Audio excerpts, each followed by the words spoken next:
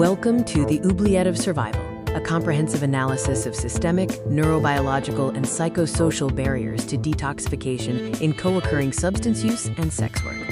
The refusal of detoxification is frequently misunderstood. Our central thesis is that the subject is avoiding the dismantling of the only mechanisms that have allowed her to survive her reality. Part 1. The neurobiological imperative. Withdrawal is a state of existential terror due to neurological dysregulations. This includes the devastation of the mesolimbic dopamine pathway, leading to an inability to experience pleasure or safety. The mechanisms of resistance include anhedonia, a biological inability to experience pleasure, hypercataphia, hypersensitivity to emotional distress, and hyperalgesia, where minor discomforts become agonizing physical torture.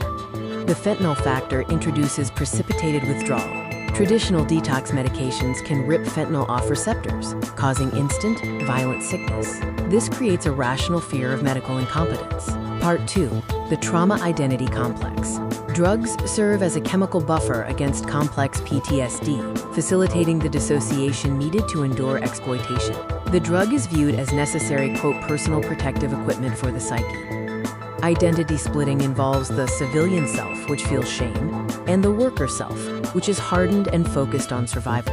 Detox threatens to dissolve the wall between these identities. Part 3. The socioeconomic oubliette. Sex work provides income that far exceeds legitimate wages, creating, financial dysmorphia, the golden handcuffs.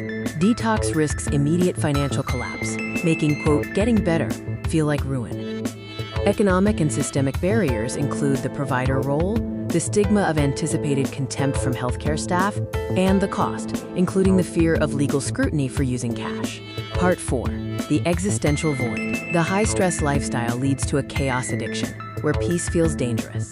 Grieving the substance is like losing a constant companion that offered oblivion. Part 5. Moving beyond the binary. We must reframe detox from stopping to stabilizing. The Bernays method, or micro-induction, addresses fentanyl fear by allowing the patient to continue using while slowly starting microdoses.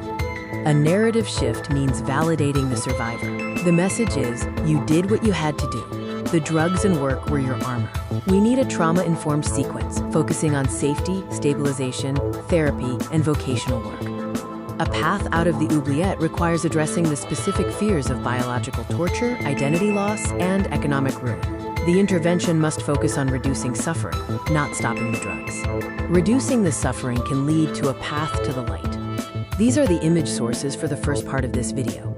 These are the image sources for the remainder of this video.